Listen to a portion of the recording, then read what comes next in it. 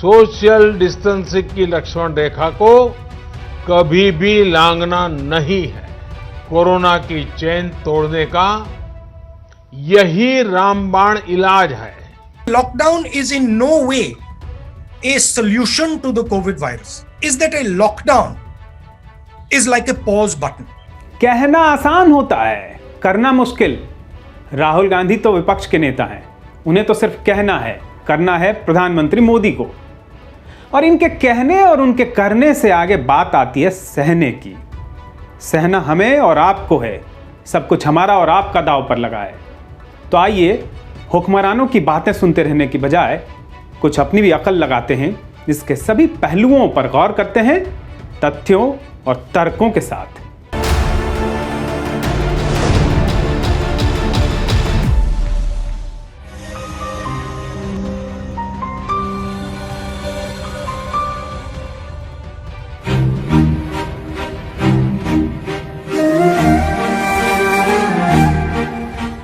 ऐसे बहुत सारे वीडियो पिछले दिनों आपने अपने मोबाइल फोन पर देखे होंगे।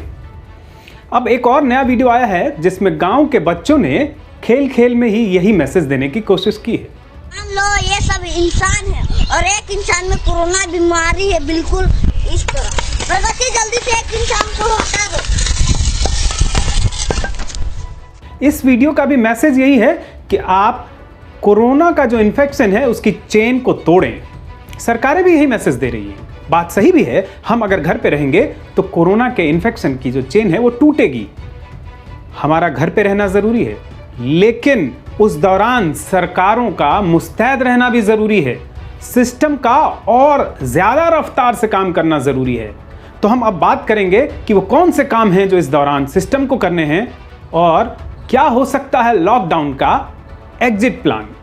लॉकडाउन कितना कारगर रहा है यह समझने के लिए सबसे पहले हम देख लेते हैं कि भारत में और पूरी दुनिया में कोरोना के केसेस और डेथ्स की क्या स्थिति है। पूरी दुनिया में अब तक 22 लाख लोगों को कोरोना हो चुका है और लगभग 1,46,000 से ज्यादा लोग मारे जा चुके हैं, जबकि भारत में अब तक 13,000 केसेस आए हैं और लगभग 450 ही डेथ्स हुई हैं।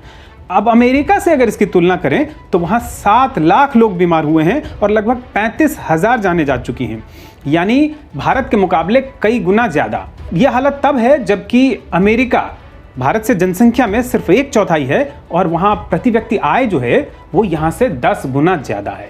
तो अब तक जो ये आंकड़े हमने देखे, क्या इनका ये मतलब मान लें कि कोरोना के खिलाफ जंग में भारत ने काफी कामयाबी हासिल कर ली है? ऐसे किसी भी नतीजे पर पहुंचने से पहले आइए एक और ग्राफ देखते हैं। यह भारत में कोरोना के मामलों का ग्राफ है। 25 मार्च को पूरे देश में लॉकडाउन हुआ और आप इस ग्राफ में देख सकते हैं कि उसके बाद से जो केसेज हैं और डेथ्स हैं उनकी संख्या लगातार बढ़ती गई है। यानी इस तरह के किसी भी नतीजे पर पहुंचने से पहले हमें थोड़ा इंतजार और करना होगा। ये जो लॉकडाउन के इम्पैक्ट की हम बात कर रहे हैं उसे समझने के लिए एक और बहुत महत्वपूर्ण बात है, वो है कि आखिर हम कितने टेस्ट सैंपल ले रहे हैं, कितनी जांच हम कोरोना के मरीजों की कर रहे हैं। इस लिहाज से अगर हम 10 लाख लोगों की आबादी पर लिए जा रहे सैंपल की बात करें तो अमेरिका में हर 10 लाख की आबादी पर लगभग 10,000 सैंपल लिए जा रहे हैं। भारत में कितने सैंपल लिए जा रहे हैं? 10 लाख की आबादी पर लगभग 220। और इटली, स्पेन, जर्मनी, इन देशों में देखें तो 10 लाख की आबादी पर 20,000 सैंपल लिए जा रहे हैं। यहाँ तक कि अगर हम पाकिस्तान को देखें जो हमारे पड़ोस में है, वहाँ पे औसतन 383 सैंपल लिए जा रहे हैं और नेपाल में 542 सैंपल लिए जा रहे हैं। ये हमारे पड़ोस के देश हैं और हमारे से बहुत अच्छी स्थिति में नहीं हैं।